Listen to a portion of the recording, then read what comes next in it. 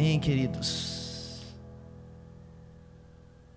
Graças a Deus. Você pode se sentar.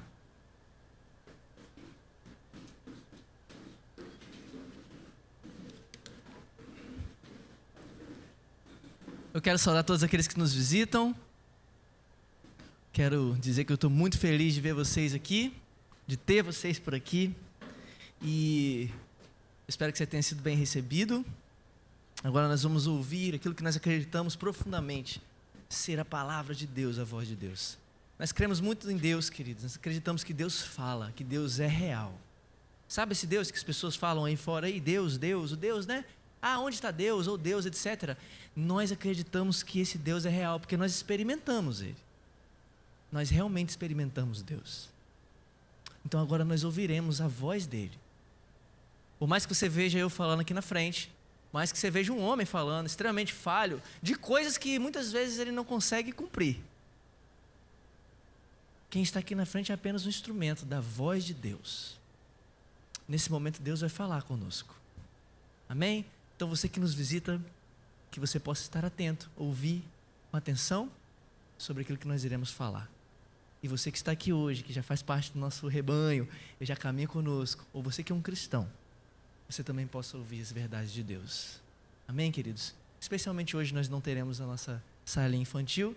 Os irmãos que caminham conosco já sabem que todas as ceias nós cultuamos juntos com as crianças, para que elas possam também aprender a estar conosco, que elas possam aprender a cultuar com a gente, para que elas possam ouvir o evangelho com a gente. E eu espero que você esteja cultuando com a criança ali. A Carol está com a criança no colo ali, mas eu espero que você, adore junto com as crianças aí. Amém, queridos? Queridos, nós estamos seguindo a nossa série dos 7 pecados capitais, que é um termo cunhado, o Alex eu acho que explicou na primeira pregação, um termo cunhado lá na Idade Média para vícios, chamados de vícios que estavam presentes no comportamento humano, sabe, na condição humana.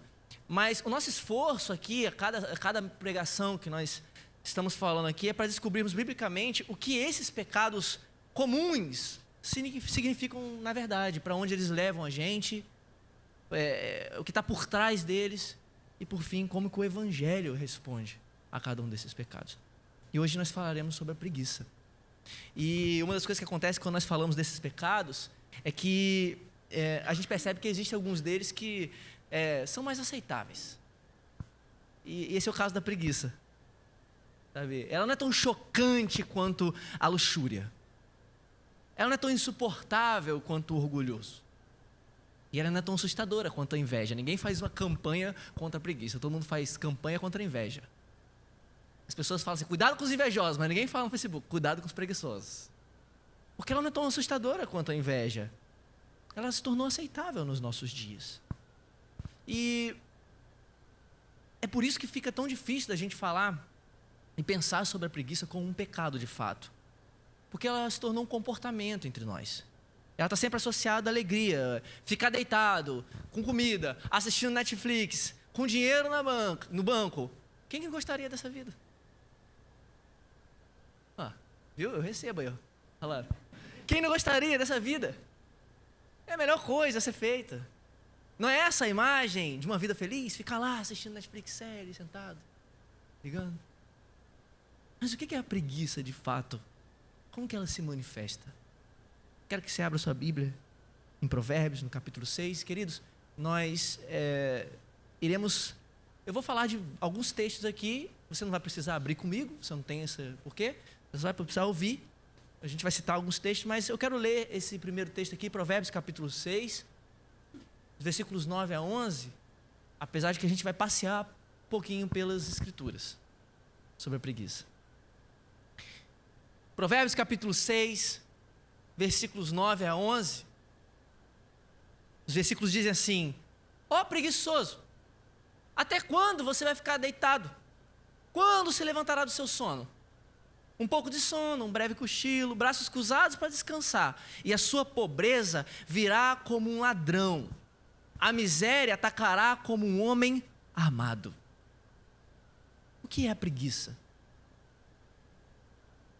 Como ela se manifesta?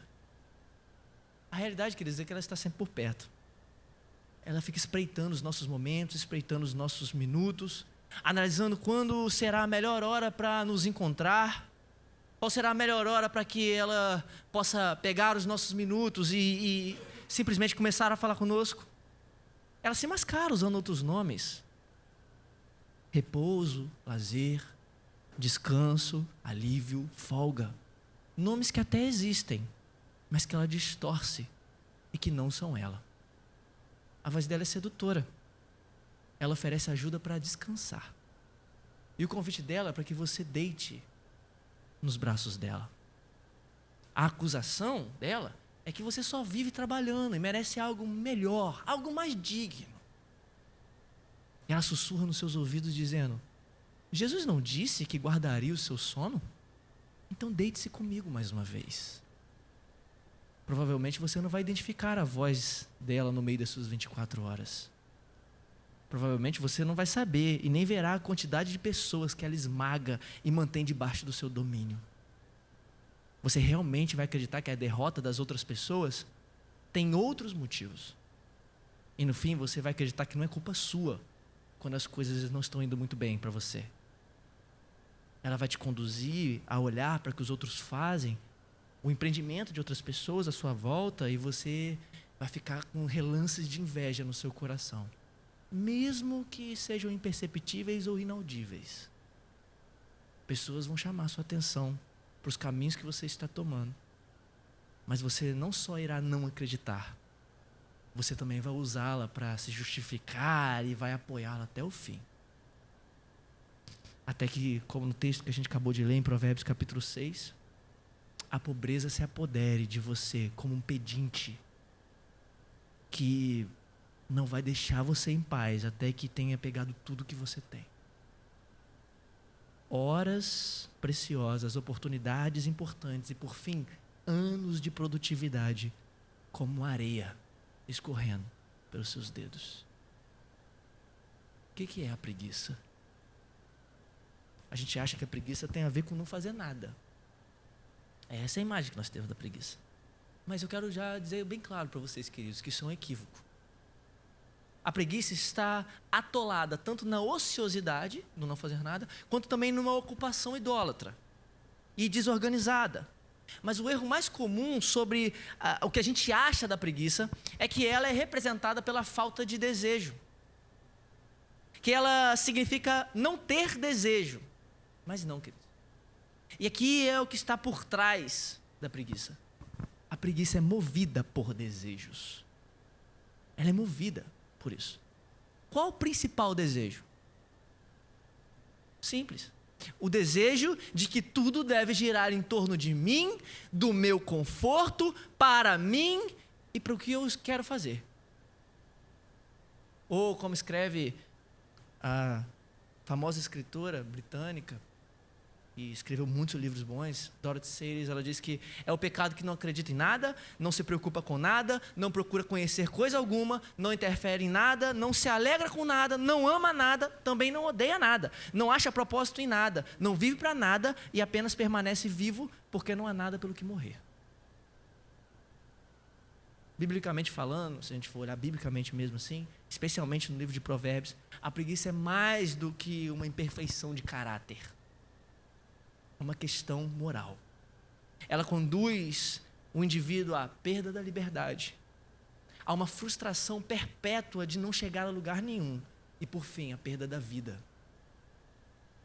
Afinal, Provérbios diz que de tudo que se deve guardar, guarda o teu coração, porque é dele que procedem as saídas da vida. Mas a gente vai analisar aqui agora algumas das características do preguiçoso de acordo com as Escrituras. E nesse momento, querido, o melhor que a gente pode fazer é ouvirmos mesmo atentamente a palavra de Deus e colocarmos nós mesmos à prova. E, irmãos, isso serve muito para mim. Isso deve rasgar o meu peito antes de vocês. Porque muitas vezes eu também entrei e dormi nos aposentos da preguiça. Muitas vezes na minha vida. Então a melhor coisa que nós vamos fazer aqui, e eu sei que muitas vezes quando a gente fala de pecado, isso ofende, e deve ofender mesmo, a gente precisa entender isso. Mas a melhor coisa que nós devemos fazer é ouvir atentamente. E começar a analisar o que está sendo falado biblicamente e puxar para ver a espada de dois gumes realmente dividindo a nossa alma naquilo que Deus quer falar conosco. A gente vai passear por algumas das características. Em primeiro lugar, o preguiçoso tem problemas de começar o seu trabalho. E ele vive no meio da sujeira, da desorganização e da bagunça. Provérbios 24, 30, 34 diz: passei pelo campo do preguiçoso e junto à vinha do homem sem juízo. Eis que tudo estava cheio de espinhos, coberto de urtigas. O muro de pedra estava em ruínas. Ao contemplar aquilo, eu fiquei pensando, olhei e tirei a seguinte lição: um pouco de sono, um breve cochilo, braços cruzados para descansar, e a sua pobreza virá como um ladrão. A miséria atacará como um homem armado. Eclesiastes 10, 18 diz: por causa da preguiça o teto desaba, e por causa dos braços cruzados a casa tem goteiras. O preguiçoso não consegue começar o seu trabalho, queridos. E isso faz com que tudo fique bagunçado ao seu redor. Existem muitas pessoas, queridos, e você vai encontrar várias delas. Mas eu não quero que você pense aqui nessa pregação, fulano podia estar aqui. Esse é um pecado que eu não tenho, hein? Não, queridos. Existem muitas pessoas, você vai conhecer algumas delas, é para você ver se você é uma delas. Existem muitas pessoas que querem mudar o mundo, mas elas não conseguem arrumar a própria cama. Elas não conseguem arrumar o próprio guarda-roupa. Mas elas estão com grandes discursos, altos discursos na vida, que elas querem mudar o mundo, a sociedade, as coisas. Elas não conseguem limpar a própria casa. Elas não conseguem se esforçar para ver o quintal quando está sujo. Mas elas querem mudar todas as coisas. Essa pessoa facilmente se deita mais um pouco, sabe que tem as coisas para fazer, mas ela se deita mais um pouco, vê mais um episódio da série preferida, mexe mais um pouquinho nas suas redes sociais. Então, quando ela olha, está tudo coberto de sujeira. Está tudo caído. Porque ele não consegue começar o seu trabalho. Em segundo lugar, o preguiçoso tem problema de terminar o seu trabalho. Provérbios capítulo 12, 27 diz que o preguiçoso não assará a sua caça, mas o bem precioso do homem é ser esforçado. Agora eu quero que você veja, a figura aqui é de alguém que caçou, mas não conseguiu fazer o resto do trabalho. Ele caçou, mas ele não consegue assar a sua caça. A caça está lá, mas ele vai deixar para outra hora. A lição de casa está lá, mas acho que está no prazo ainda para fazer. A professora falou que pode ser amanhã. A mãe pediu para fazer algumas coisas, mas ela não chegou em casa ainda. E isso vai sempre afetar as pessoas ao nosso redor. Você já se perguntou o que está por trás dos nossos atrasos? Tirando os justos, claro, imprevistos. Mas você já se preocupou o que está por trás dos nossos atrasos? Na maioria das vezes, é só um amontoado de coisas que nós fomos deixando para daqui a pouco, que atrasou a gente, que a gente teve que sair rapidinho e tal. E no fim a gente não percebe, porque a gente acha mesmo que o tempo dos outros deve nos servir. O tempo dos outros deve servir a gente. E é por isso que então não me importa se eu cheguei meia hora atrasado. Porque no fundo o desejo da preguiça é que tudo gira ao redor de mim, para o meu conforto, para a minha hora, para o meu tempo. Em terceiro lugar, que é a implicação disso, o preguiçoso, ele ama a procrastinação. E aqui dá uma grande pegadinha, queridos, porque muitas vezes nós achamos que o preguiçoso é somente aquele que não faz nada, como eu disse, que odeia trabalhar, é aquele cara que não gosta de trabalhar, aquele cara que vagabundo, que a gente chama assim, né? E a gente acaba confundindo ocupação como o oposto da preguiça. E é exatamente aqui que a gente não vê o que está acontecendo com a gente mesmo. Deixa eu te falar uma coisa, o preguiçoso, queridos, ele pode ser muito ocupado. Ocupado negligenciando o trabalho mais importante. O preguiçoso pode estar ocupado pra caramba. Ocupado fazendo as coisas que não são importantes. Ocupado em organizar algo que ele não vai terminar. Ocupado em fazer um monte de coisa que ele vai deixar para depois. E vamos confessar, queridos, existem muitas tarefas que ainda não foram terminadas. E, tudo bem, eu não sei quais tarefas você deixou para vir para o culto. E eu espero que nenhuma, mas enfim. Mas existem muitas tarefas e elas vão gritar no nosso ouvido. E aí, nesse momento, eu quero que você perceba o engano. Que nesse momento uma palavra martela na nossa mente com toda astúcia. Uma palavra que a gente acha que é mágica. Sabe qual a palavra? Amanhã. Depois. E aí o que a gente faz? Nós cantamos o grande mantra da rainha procrastinação. Nunca faça hoje o que se pode fazer amanhã. Parece que com o simples entendimento do amanhã ou depois, pronto, entendi o amanhã, entendi o depois, a louça suja vai desaparecer. Pum, acabou. As conversas difíceis que você vai ter que ter com alguém, vai desaparecer. Desapareceram. As mensagens que você tem que responder, olha, sumiram. E os projetos que você tem que terminar e que você tem que fazer alguma coisa na sua vida, vão aguardar pacientemente, porque você entendeu que amanhã existe. E aí, então, queridos, o amanhã chega e a magia desaparece quando a gente olha o peso das nossas tarefas que não foram cumpridas. Entenda uma coisa, nenhuma tarefa indesejável vai deixar de ser indesejável porque você deixou ela para amanhã. Nenhuma. Houve um homem, queridos, há muito tempo atrás, um político.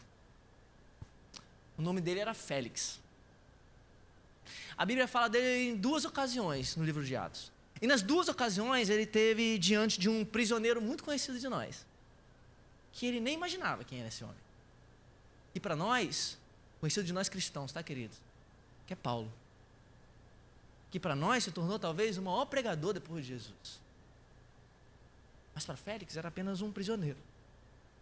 E a Bíblia diz que Félix ouviu Paulo contar a sua história, pregar o evangelho, contar o seu testemunho e apresentar Jesus Cristo. E a Bíblia diz que Félix ouviu cada palavra, mas ele negligenciou a mensagem. Da primeira vez, como Atos registra, Lucas registra em Atos, no capítulo 24, versículo 22, Félix, conhecendo um pouquinho mais daquilo que é chamado evangelho, ele adiou a causa dizendo: quando chegar o comandante Lísias, eu tomarei uma decisão a respeito de você. Na segunda vez, mesmo diante do evangelho, de novo, ele disse para Paulo, no versículo 25, basta, por enquanto pode sair. Quando eu achar conveniente, mandarei chamá-lo de novo. Eu tenho certeza, queridos, que é onde Félix está hoje. Ele está amargamente, se ele não se converteu, lembrando desse dia. Depois eu ouço, Paulo. Félix realmente acreditou nessa palavra mágica. E ele ouviu a voz sedutora do mal. Veja, ele não ouviu em seus ouvidos uma mentira descarada de Satanás. Ele não ouviu nos seus ouvidos algo assim. Satanás falou assim: olha, não existe céu. Olha, não existe inferno. Olha, não existe Deus. Olha, esse evangelho que Paulo está pregando é uma mentira. Ele não ouviu isso.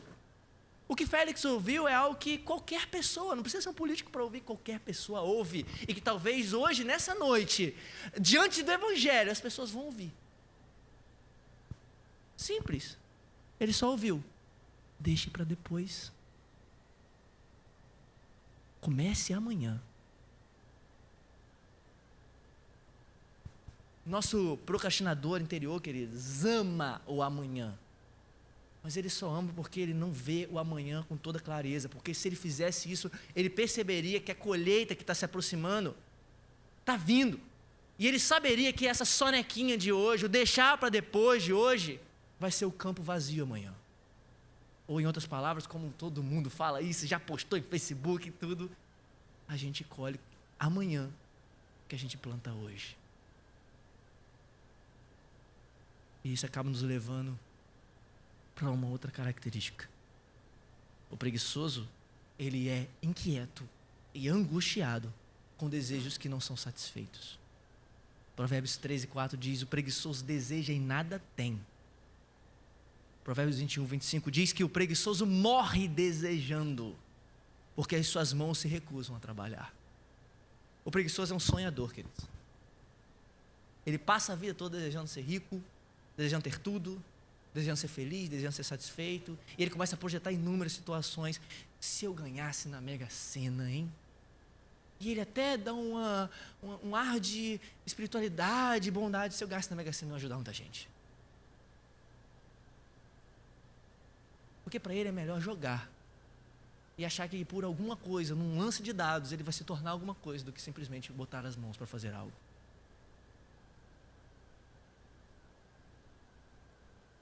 Ele não vai ter nada, porque o preguiçoso deseja e nada tem. Deixa eu contar uma história para vocês bem rápido. Eu me lembro de um amigo que quando eu fui aconselhar, e ele tinha muitos problemas com pornografia, e eu passei um tempo aconselhando ele, andando com ele, conversando com ele. E eu queria, de alguma forma, encontrar o que estava no fundo do problema, na raiz do problema. E por algum tempo eu passei olhando e vendo que talvez o problema dele seria luxúria, seria algo desse tipo. E ele tinha problemas com isso, com a pornografia, etc. E até eu começar a ver a vida dele. E ao ver a vida dele, eu vi que era um cara que não tinha força para levantar da cama, de tão preguiçoso que era. E eu me lembrei desse versículo, porque ele queria deixar a pornografia, ele queria parar de ver a pornografia, mas o preguiçoso deseja e nada tem. E um dia eu sentei com ele e falei assim: se você não tem forças para levantar da sua cama, que é um inimigo tão fácil, você acha mesmo que pode vencer um inimigo tão poderoso quanto a pornografia? Você vai desejar e você não vai alcançar, porque o preguiçoso morre desejando, porque as suas mãos se recusam a fazer alguma coisa. O preguiçoso também faz do lazer um ídolo. Provérbios 21:17 diz que quem ama os prazeres vai acabar na pobreza. Quem ama o vinho e a boa vida nunca ficará rico. Agora eu quero que você perceba, assim, já viu que os nossos sonhos sobre o futuro, a maioria do pessoal que a gente conhece, ou nosso mesmo, é sobre a gente aposentar cedo, ter uma conta bancária gorda, e no fim da vida viver o resto dos nossos dias curtindo, se possível diante de uma praia, diante de um mar, com a casa na praia, e se não tiver inferno depois, melhor ainda. Já pensou que os nossos sonhos são assim? Porque no fim de tudo a gente ama é o lazer. Já reparou que algumas pessoas giram toda a sua vida em torno do fim de semana? E o lazer que o fim de semana vai trazer? É segunda-feira, você pergunta para elas se elas estão bem, elas estão chateadas, porque é segunda-feira, irritado, segunda-feira, ai, não aguenta segunda-feira, meu Deus do céu, segunda-feira. Mas quando vai chegando a quinta-feira, está animado. Sexta-feira está chegando, e eles estão felizes porque está chegando a sexta-feira, e inventaram até um nome para essa desgraça de preguiça que é sextou. Sextou, e agora eu estou feliz. Na segunda não estava, não. A segunda pessoa chega no trabalho, bom dia. Na sexta-feira, ele fala, bom dia! Sexta-feira! E eu quero que vocês percebam uma coisa aqui, pra vocês não serem enganados. Não há problema nenhum no lazer. Nenhum. Pelo contrário. Deus ama que nós nos alegremos. Que a gente se divirta. Ele ama isso. Não há problema no lazer em si. Mas nunca o lazer deve ser a orientação fundamental e principal do nosso coração e das nossas vidas. Nunca. O lazer é um presente. O lazer não é um Deus. E no fim disso tudo, o lazer que a gente achava que era bom, era simplesmente uma mentira que foi criada por nós. A gente só estava voando no piloto automático da vida. A gente até acha que tem algo errado conosco, mas não errado o suficiente para a gente poder fazer algo a respeito. Tudo acontece e a gente só está deixando acontecer, sabe? Empurrando com a barriga. Eu lembro de um amigo que falou assim: cara, eu não sei me habilitar porque eu estou empurrando com a barriga. É, legal. O que a gente acha que é lazer são apenas horas sem número, destruídas pela Netflix, pela TV, pelas telas. Horas que não são nem de entretenimento, mas também nem de educação. São simplesmente da gente ficar fazendo assim, ó, numa defesa embriagante contra o tempo e contra o dever, contra o fazer. E no fim, a gente só acumula aquela velha sensação de melancolia e desconforto que todo mundo aqui alguma vez na vida sentiu, sabe? Aquela sensação de algum dia que você está desconfortável, melancólico. Sabe o nome disso? Tédio. Tédio. Preguiçoso é alguém que dorme o sono da morte. Provérbios 6, 9, 10, como a gente leu lá. Até quando você vai ficar deitado, ó preguiçoso? Quando você vai levantar do seu sono, um pouco de sono, um breve cochilo, braços cruzados para descansar. Provérbios 19, 15, a preguiça faz cair um profundo sono e o ocioso passará fome. Ou o que eu mais gosto, Provérbios 26, versículo 14, a porta gira nas suas dobradiças. Sabe? Desculpa esse som aí, não sei. Acho que é isso. A porta gira nas suas dobradiças e o preguiçoso se revira na sua cama. Mais uma vez, dormir não é pecado e nunca vai ser. É legal, tá calma, gente. Dormir não é pecado e nunca vai ser. Nunca. Pelo contrário, dormir é uma dádiva de Deus, é um presente de Deus, mas eu quero que você veja. A gente está vendo que o preguiçoso é alguém que faz com que tudo gire ao seu redor e para o seu conforto. E por causa disso, ele pega as dádivas e os presentes de Deus para usar de forma pecaminosa. O preguiçoso, queridos, é alguém que está sempre usando os presentes de Deus para o mal, como ele faz com lazer. Dormir não é pecado, mas dormir por preguiça é.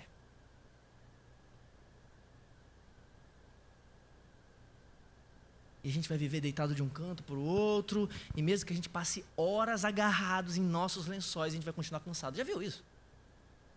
A pessoa está sempre cansada? Não faz nada, mas está sempre cansada. Estou sempre cansado. Por isso que eu estou deitado. Já percebeu que tem gente assim? Pense sobre isso mesmo. Será que alguma vez um preguiçoso planejou se tornar um? Você pergunta para uma criança qualquer, o que você quer ser quando você crescer? Ela vai responder, eu quero ser um médico, eu quero ser um jogador de futebol, eu quero ser um bombeiro, eu quero trabalhar quando eu crescer. Você acha mesmo que algum dia um preguiçoso planejou ser um? Não, queridos. Porque começou com a máxima do preguiçoso de que descansar é melhor que trabalhar, né? E eu acho que deitar é melhor do que sentar também, né? Mas já que eu estou deitado, acho que dormir é melhor do que acordar, né? Já que eu estou dormindo muito, a morte é melhor do que a vida, né?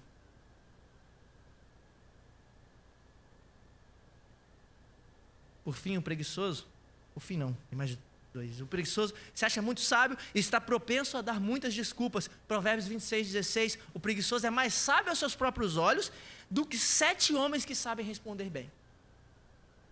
Provérbios 22, 13, o preguiçoso diz, eu gosto muito também, há um leão na estrada, há um leão nas ruas, que a gente olha, o que tem a ver com isso aqui? Uma desculpa de um cara que não quer sair de casa, porque ele quer ficar deitado lá. Ele vai dizer, tem um leão lá, não posso ir, tem um leão nas ruas. Por que você não está saindo? Ah, está muito perigoso aí. Tem bandido nas ruas. Tem bandido, tem isso aqui nas ruas. Mas a gente vai fazer alguma coisa lá, tem que ajudar lá, irmão, na casa do irmão lá que está precisando de ajuda. Ah, mas é que horas? Ah, é 10 horas da manhã. 10 horas da manhã, menino, está tendo assalto naquela rua lá, hein? Ah, então vamos 3 horas? As 3 horas é a hora que está com a moto. É porque de 10 horas é o carro, 3 horas é a moto. Por isso você acha extremamente sábio, querido, das suas decisões. Ele acha mesmo que ele não está errado. Ele está sempre alheio aos conselhos e pensa que ele vai explicar a vida dele, que ele sabe muito bem o que está acontecendo com a vida dele. Mas ele mal sabe, por exemplo, que um animal milhares de vezes menor do que ele pode humilhar ele. Como uma formiga. Provérbios capítulo 6, 6 diz, o conselho do sábio preguiçoso é, vai ter com a formiga, ó preguiçoso. Não diz assim, vai ter lá com aquele homem lá. Vai ter com a formiga, seu idiota. Está vendo essa coisa menor do que você? Vai ter com ela, porque você tem que observar os caminhos dela e você vai ver que você pode ser sábio.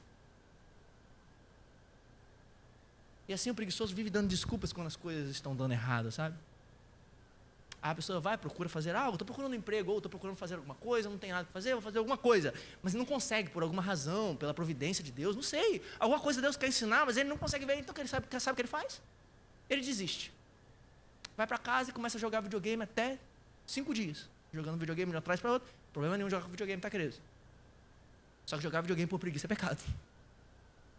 Que ele vai lá, senta, joga videogame, fica lá, passa, deita, fazendo nada com nada. E é muito simples, já viu? Se você chamar alguém para ir na sua casa para fazer nada com nada, vai aparecer um monte de gente. Chama para capinar um quintal, vai ninguém. Vai fazer nada com nada? Um monte de gente. E ele fica lá fazendo nada com nada. Aí as pessoas perguntam, o que está acontecendo? Por que você está assim? Aí começa a inventar um monte de desculpa, sabe? Ah, porque eu tentei. Não tive oportunidade.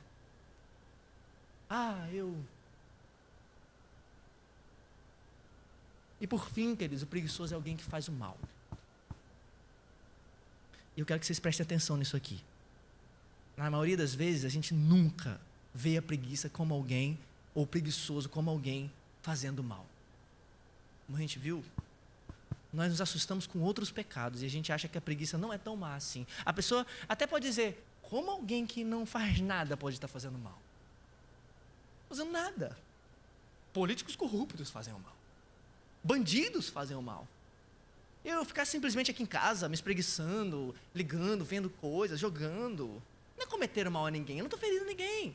Eu posso até estar me prejudicando um pouquinho, mas eu não estou atacando ninguém ou fazendo mal para ninguém. Mas é exatamente aqui que a nossa perspectiva deve mudar, queridos, completamente sobre a preguiça. O preguiçoso não se encontra num estado de neutralidade, não existe isso. O preguiçoso não é alguém que não faz nada. O preguiçoso é alguém que faz o mal. Biblicamente falando, estar fazendo coisa nenhuma é estar fazendo alguma maldade. Tiago, na sua carta, no capítulo 4, versículo 17, ele escreve: portanto, aquele que sabe que deve fazer o bem e não o faz, nisso está pecando. A gente viu a figura do preguiçoso nas várias situações dos versículos anteriores. Tudo que ele deveria ter feito. O cuidado com as coisas dele, o cuidado com os outros, o cuidado com as pessoas, o cuidado com o tempo, o cuidado com o agora. Tudo isso era fazer o bem. Mas ele escolheu não fazer nada. Ele escolheu fazer o oposto de fazer o bem. E aquele que sabe que deve fazer o bem, não faz, está fazendo mal. E é por isso que a preguiça, queridos, não é algo que não é feito. A preguiça é algo que é feito contra Deus. A preguiça não é fazer nada. A preguiça é fazer o mal. Existe um texto do profeta Amós, que ele vai profetizar para Sião, ou Israel, e no capítulo 6 do seu livro, e ele manda um recado de Deus para eles. Ele diz: ai dos que andam à vontade em Sião. Vocês imaginam que o dia mau está longe, mas estão fazendo com que o trono da violência se aproxime de vocês. Vocês dormem em camas de marfim e se espreguiçam sobre os seus leitos, comem os cordeiros do rebanho e os bezerros que estão na engorda. E o texto continua com a maldição sobre esse povo omisso e passivo. Pelo fato deles viverem para os seus prazeres e totalmente descansados, parados, o povo estava sendo oprimido. Então Deus começa a dizer para eles: ai de vocês, o terror está se aproximando. Eles seriam castigados e seriam julgados por Deus.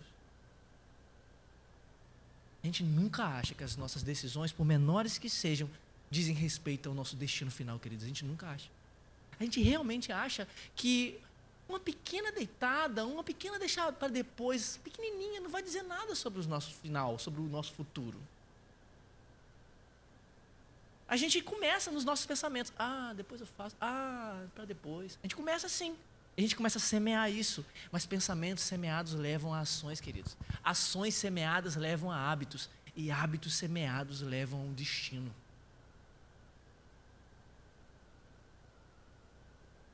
Agora eu quero que vocês vejam no texto, eles não estavam roubando ninguém, eles não estavam batendo em ninguém, eles só estavam parados. Eles só estavam descansando em seus aposentos. E por causa disso, o mal estava reinando naquele lugar. Queridos, nunca, em nenhuma hipótese, o nosso pecado vai afetar somente a gente. Nunca. Não existe essa possibilidade. Não existe esse estado de neutralidade em que eu cometo um pecado que só me prejudica. A preguiça vai afetar a gente e vai afetar os outros de alguma forma. Tanta coisa precisa ser mudada no mundo, tanta coisa que precisa de uma ação de pessoas, tantas pessoas precisando de uma ajuda ativa. Você nunca viu? Você nunca viu nas ruas pessoas precisando de alguma ajuda ativa e a pessoa decide ficar em casa descansando, não fazendo nada, simplesmente retroalimentando o mal desse mundo caído, mesmo que ele ache que ele não está afligindo ninguém. Tantas coisas no mundo. E no fim, queridos, não vai dar para fugir.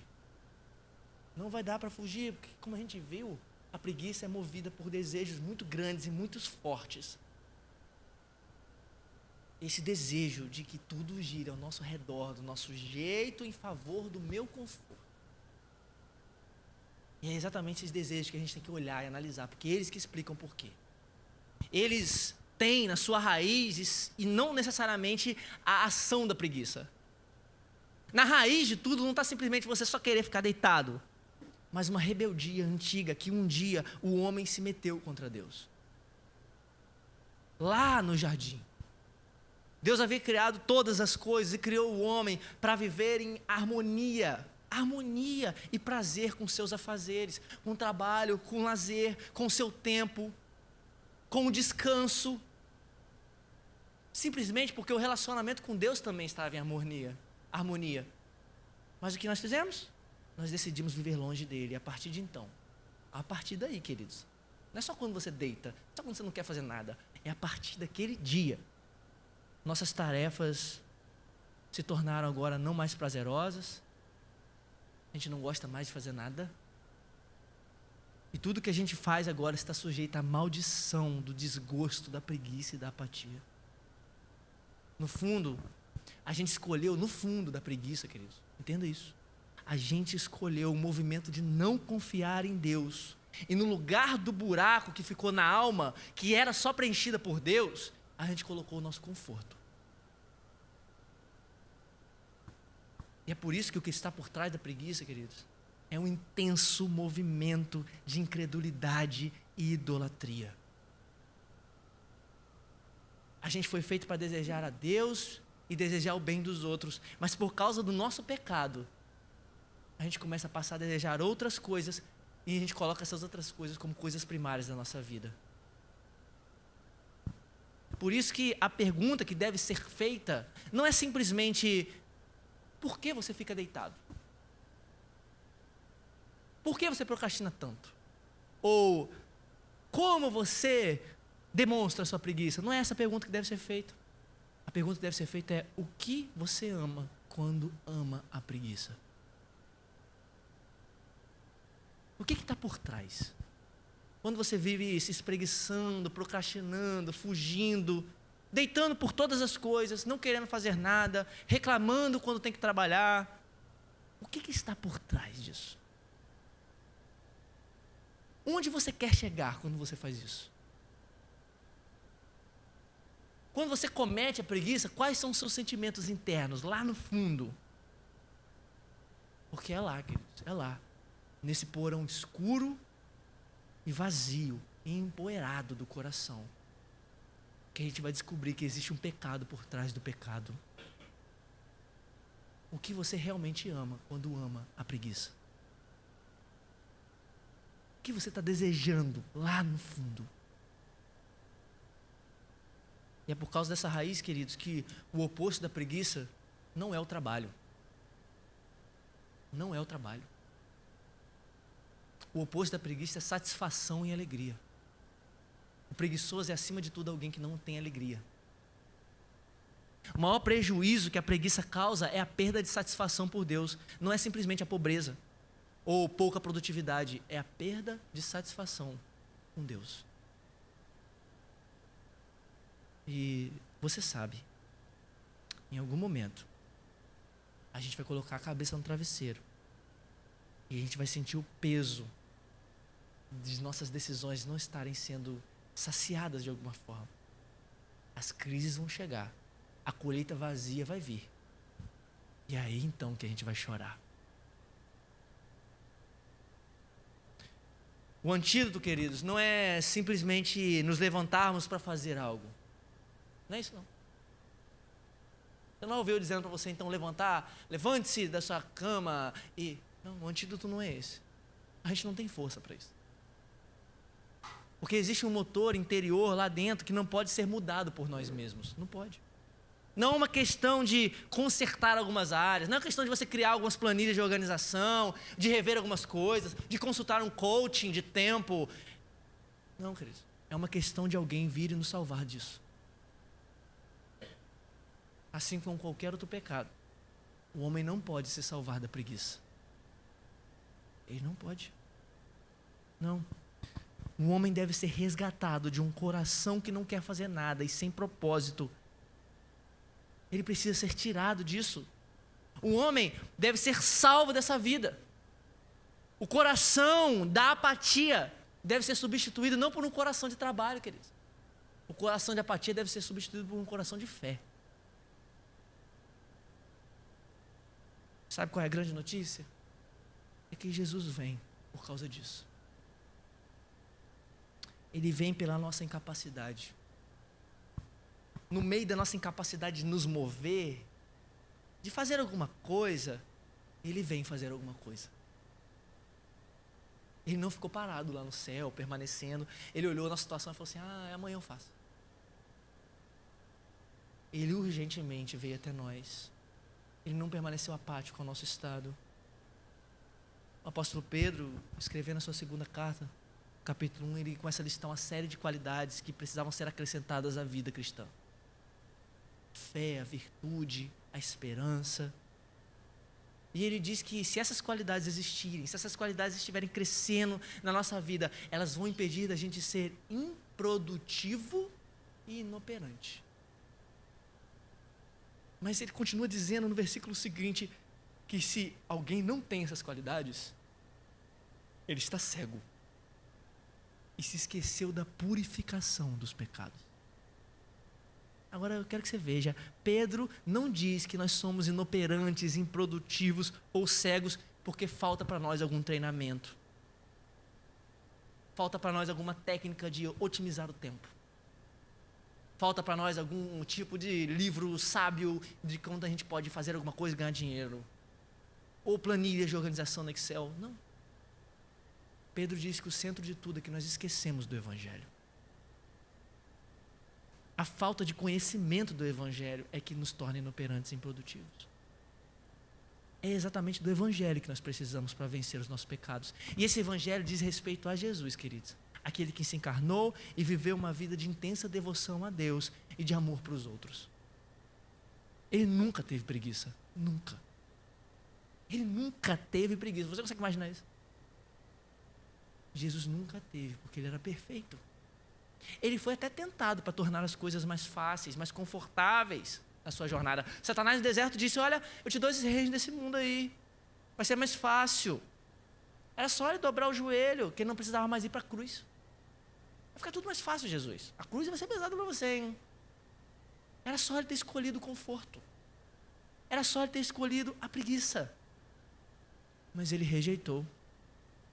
E ele foi até a cruz. E ali naquela cruz, Jesus morreu pelos preguiçosos. Suportou a ira de Deus e a maldição dos nossos fracassos para nos conceder graça para vencermos esse pecado que nos atormenta. E para variar, ele não permaneceu morto. Para variar, ele não permaneceu dormindo na tumba. Ele não deixou o término do trabalho para depois. Ele ressuscitou para que nós possamos ressuscitar com ele também ao terceiro dia. Queridos, a questão crucial é essa. O que vai impedir que nos tornemos apáticos, indiferentes, preguiçosos é ver Jesus como nosso Salvador. Nós precisamos do Evangelho. Eu preciso do Evangelho.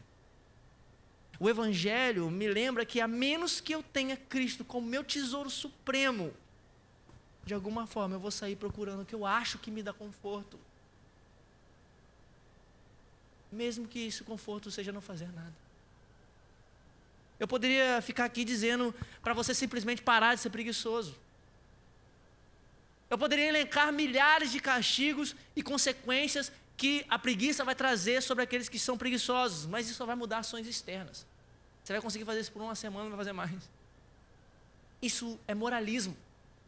Ninguém vai ser salvo porque sabe que preguiça é errado.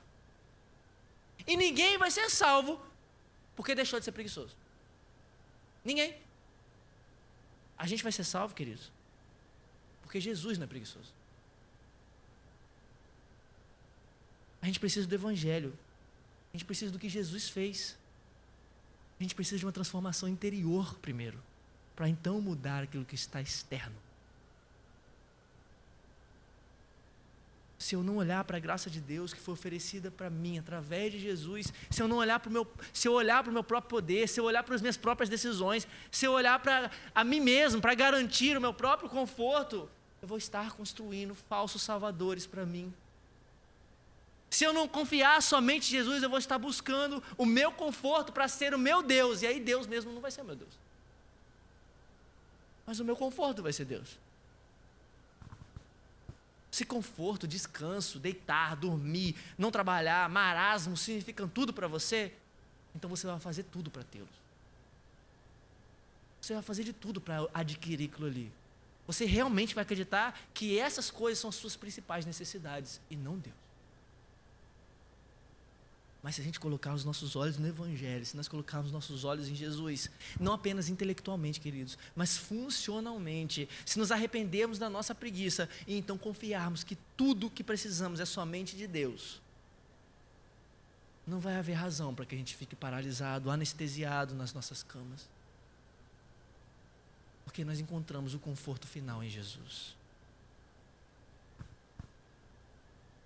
Como então a gente pode manifestar uma vida prática, uma vida diante do Evangelho e longe da escuridão da preguiça? Primeiro eu quero que você veja a sua rotina diária com outros olhos. Eu quero que você esteja atento aos redirecionamentos de Deus na vida comum. As tarefas, as coisas que aparecem para você não estão ali por acaso não, querido. A gente é muito deísta. A gente acha que Deus criou todas as coisas e a gente está se virando aqui. As coisas aparecem para a gente não é por acaso não, queridos. Não existe acaso não. Não existe coincidência. Se a gente entende que Deus está escrevendo uma história, e então está inserindo a gente nela, até o ponto de que tudo isso vai convergir para a glória dele, então isso significa que participar e viver de forma real nas minhas 24 horas do dia é um privilégio. Não é um peso, não é um fardo. Nesse sentido, então, queridos, a morte da preguiça, a morte da preguiça é andar no Espírito. Andem no Espírito, e jamais satisfareis as vontades da carne.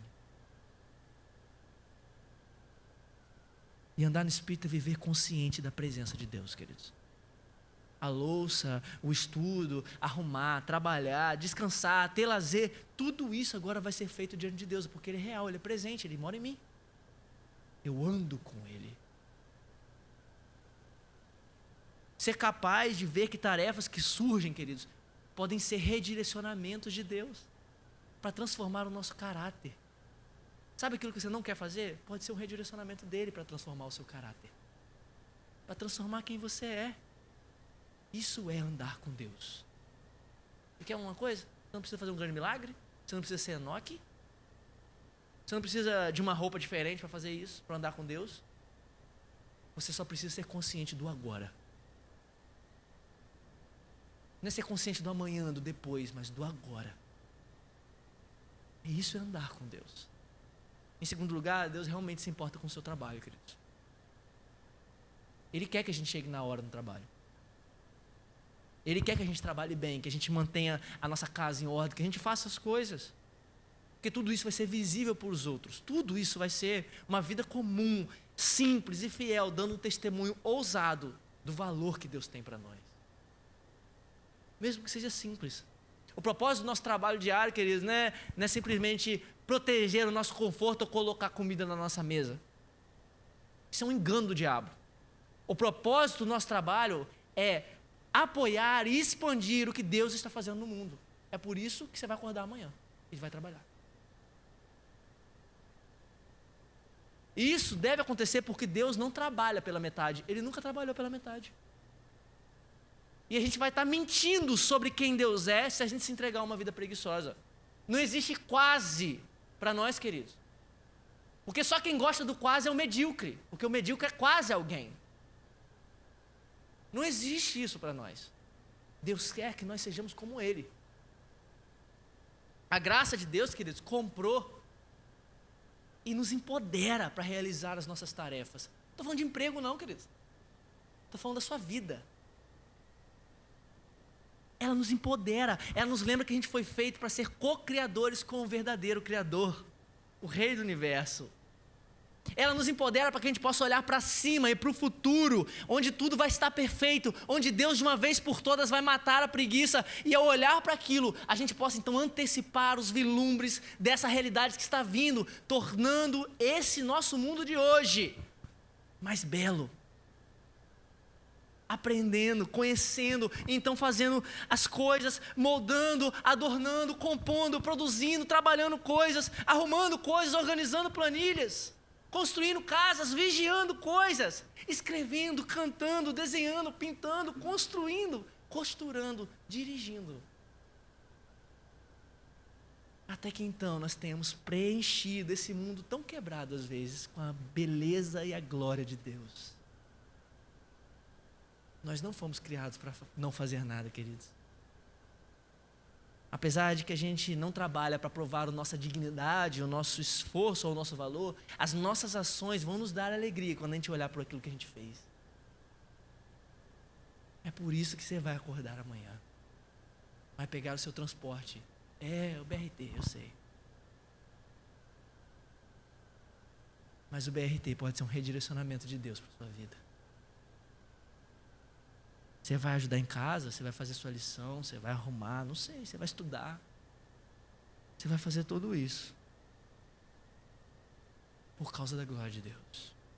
Então, queridos, abrace a diligência, abrace a prudência, abrace a ação e faça isso no poder do Evangelho e no nome de Jesus. Você vai ter um tempo para refletir sobre essas coisas.